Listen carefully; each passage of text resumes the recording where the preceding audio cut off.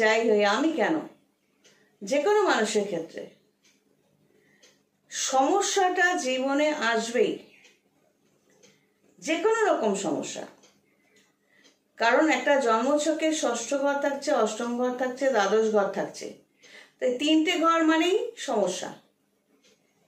এই ঘরগুলো যখন ক্লিক করবে, নেগেটিভ প্ল্যানেট যখন এখানে ক্লিক করবে, তখন সমস্যা সকলের আসবে। মৃত্যুটাও একটা সমস্যা, এটাও আসে সকলের ক্ষেত্রে। যে ডাক্তার, তার লাইফে কি তার বা তার ফ্যামিলি কোনো রোগ ভোগ হবে না? তো আমরা কি বলি, আপনি তো ডাক্তার, আপনার কেন হচ্ছে? ওটাও রোগ ভোগটাও একটা সমস্যা।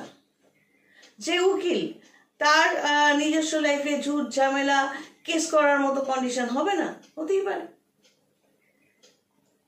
তো সমস্যাটা আমাদের জন্মছকে রয়েছে, ওটা আসবেই, ওটা হলো পার্ট অফ লাইফ। সমস্যা হলো পার্ট অফ লাইফ। আর আমরা কে কিভাবে সেই সমস্যাটাকে ট্যাকেল করব বা ওভারকাম করব, আদৌ ওভারকাম করতে পারবো কি পারবো না, কতটা পারবো, সেটা হলো আর্ট অফ লাইফ। মানে সমস্যাটা আসবে ষষ্ঠ, অষ্টম, দ্বাদশ ঘর কানেক্টেড হলে, নেগেটিভ প্ল্যানেট কানেক্টেড হলে আসবে।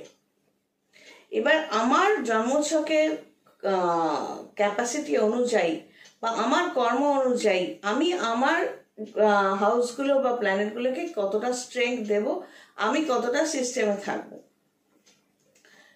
ধরো আমার একটা আগের ভিডিওতে বললাম হাঁচি কাশি হচ্ছিল, আমি ডাক্তারের কাছে গেলাম, উনি অ্যান্টিবায়োটিক এক্সট্রা ওষুধগুলো, ভালো ওষুধ দিলেন, আমার ইনস্ট্যান্ট কমে গেল। প্রবলেমটা আসবে এই ওয়েদারে, এটা পার্ট অফ লাইফ। আমি সব কিছুর মধ্যে রাত করে হলেও যেভাবেই হোক ওনার কাছে ছুটে গেলাম। আমি জানি এই মানুষ, এই ডাক্তার মানুষটি ঠিক করে দেবেন, উনি পারফেক্ট ওষুধ দেবেন। উনি দিলেন, আমি ইনস্ট্যান্ট কিনলাম, কিনে বাড়িতে এসে নিজের কাস্টমারের কাজ নিয়ে বসলাম এবং ওষুধটাও খেলাম। ঠিক যেভাবে যেভাবে বলেছেন আমি সেইভাবে 5 দিন ওষুধটা খেলাম। তো এটা হলো আর্ট অফ লাইফ। আমি কিভাবে একটা সলিউশন, প্রবলেমের সলিউশন করলাম। কেন আমি কেন টোটকায় গেলাম না? কেন গরম জলের ভাপ নেওয়া, তুলসী পাতা, হেনা, বাসক পাতার রস, যেগুলো মা মাসিরা বলতেন, হ্যাঁ, গায়ে কম্বল চাপা দিয়ে শুয়ে থাকা, তারপর আরো কিসব, আদার রস, এইরকম আর কি। টোটকাতে আমি বিশ্বাস করিনি কোনোদিন। আমার হাজবেন্ড টোটকাতে বিশ্বাস করতেন এবং মানে ওই পাগল ছাগল নাম করা তার পাতা ঠাতা খাওয়া, তার মতো করে ব্যায়াম করতে গিয়ে নিজের 12টা বাজিয়েছে, লিভারেরই 12টা বেজে গেল। আমার কথা উনি শোনেননি।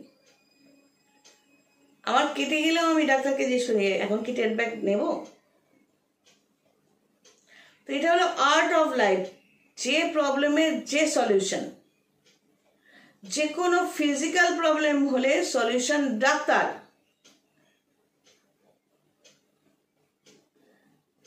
আমি ব্যক্তিগতভাবে মনে করি doctor is the crown of society. Doctor হলো একটা সমাজের মুকুটের মতো। তাদের নলেজটা, তারা যত ভালো ডাক্তার, মানে তার তত নলেজ। একটা হিউম্যান বডির মধ্যে, মানুষের বডির মধ্যে কি সমস্যা আছে না আছে ভগবান জানেন, যাকে আমরা দেখতে পাই না। আমি ব্যক্তিগতভাবে সামান্য জানি আমার এই সুবিধে অসুবিধে হয়, কিন্তু প্রত্যেকটা পার্টের ক্যাপাসিটি কতটা কিরকমভাবে তারা কাজ করছে সেটা আমি জানি না। কিন্তু একজন ডাক্তার, সে আমার রক্তের সম্পর্কে কেউ না, তার সাবজেক্টটা দিয়ে সে বুঝতে পারে এ আমার কাছে এসছে, আমার কাজ হলো একে ভালো ওষুধটা দিই। ডাক্তার কখনো শত্রুমিত্র দেখে না, জ্যোতিষীরাও দেখে না, উকিলরাও আশা করি দেখে না। তো এই পেশাগুলো এমন যে এখানে কেউ শত্রু মিত্র, ভালো লাগা মন্দ লাগা যায় না। এখানে পেশাগুলোই এরকম সর্ট অফ সমাজসেবা। টাকা তো তারা নেবেনই, সব পেশাতেই টাকা লাগে। সেটা দ্বারা যে যে যে পেশাতে দাঁড়াতে গিয়ে যত খরচা হয়েছে বা খাটাখাটনি করতে হয়েছে তার একটা মূল্য সবাই ধরে নেয়।